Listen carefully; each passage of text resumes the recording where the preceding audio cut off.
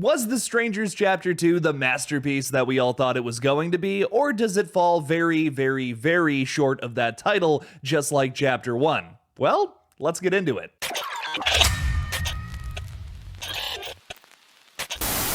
Hey everybody, I'm Killjoy Jake, and instead of having friends, I have horror movies. If you hated the new Strangers movie just as much as I did, make sure to like this video and subscribe for more horror movie reviews just like this one. Also, the best way to support this page is by becoming a channel member or Patreon supporter, where you'll receive a bonus weekly review video. Just this month, members got to see exclusive videos on The Conjuring, The Long Walk, Him, and Night of the Reaper. There's many more to come this October as well. Now let's get into the review. The Strangers Chapter 2 picks up right where Chapter 1 left off. Maya is in the hospital after her encounter with the masked maniacs that took the life of her fiance. When the strangers return to finish the job, the horror starts back up all over again. I'm just gonna warn you now that today's rant is going to feature spoilers for The Strangers Chapter 2. If you actually care about this godforsaken trilogy and you don't want to have it spoiled before you see it, well, go on and check it out in the theaters right now and then come on back. I have to admit, Chapter 2 wasn't as bad as the piss-sprinkled turd that is Chapter 1, but that's not exactly a high bar to clear. A few things this entry actually got right was being able to effectively build tension a few times there. And holy crap, this movie came up with its own original sequences and didn't have to steal them from the first two Strangers movies.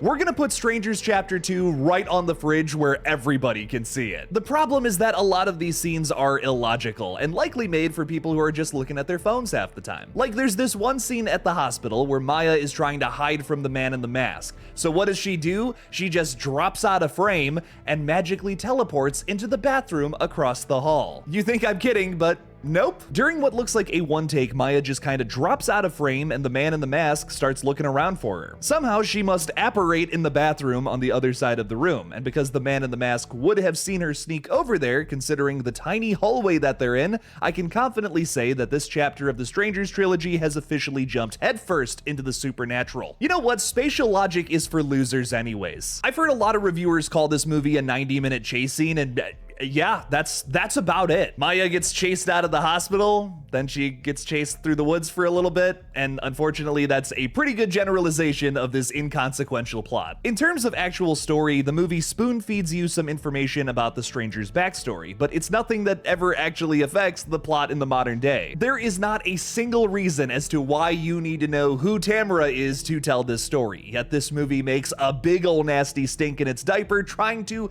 shove that down your throat via flashbacks. My interpretation of the Tamara thing since the first movie is that it was just supposed to be a creepy and cryptic taunt that was simple. That's a word that I think the creatives behind this movie don't know. As we saw in the original film, the strangers are motivated by creating a real-life horror scenario. There are multiple instances during the events of the original film where any of the three strangers could have killed Liv Tyler or Scott Speedman, but chose not to because they weren't finished playing with their food. Killing for these folks isn't about the destination.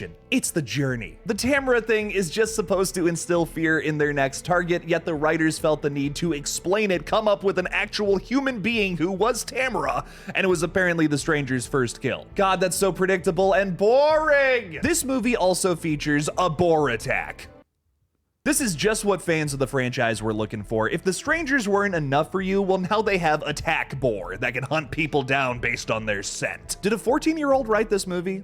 Like, I'm actually asking. This movie couldn't be bothered to show you a single on-screen kill, but they did decide to spend the entire VFX budget on a fucking boar? This is $1 million joke, right? We're just all being punked. They're gonna release actual, real, competent Strangers movies at some point, right? Where's Ashton Kutcher? This clusterfuck of a film only gets worse when we meet Gregory. Not Greg, like it would be natural to call this fella, Gregory. This dude is constantly staring right at the camera and stands just a little too close to everyone. I can't imagine he has good breath either. He's played by Gabriel Basso, who portrayed J.D. Vance in Hillbilly Elegy, so do with that information what you will. Just like the Tamara flashback, Gregory does nothing to further the plot here, yet he's featured quite a bit in the film.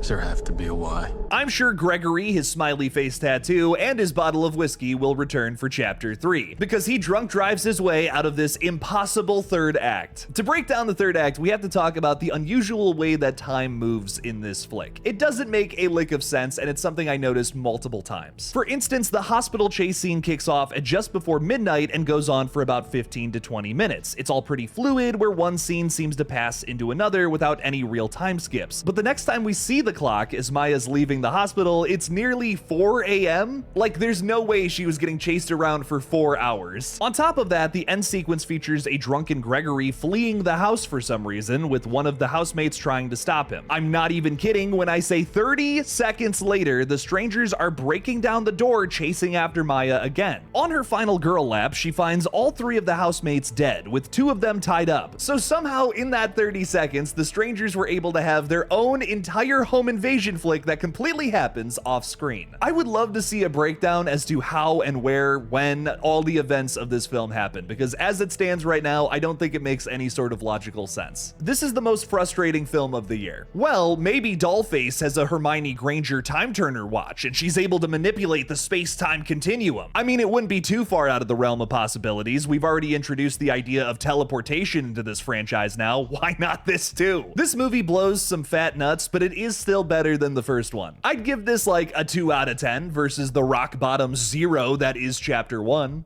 Maybe, just maybe, chapter 3 can work its way all the way up to a 4. Seriously though, they showed a teaser for chapter 3 during the credits of chapter 2, and it doesn't look like it's getting any better. Maya is shown with a stranger's mask on, so that's happening. So she's gonna become the bad guy in the next movie. That doesn't feel earned at all. What's happening here? God, I don't know, and I don't care. What did you think of The Strangers Chapter 2? I'm really sorry to anybody that liked this film. Let me know why this is actually a masterpiece down in the comments below. Thank you all for watching. Please subscribe, and as always, don't forget to kill it out there, y'all.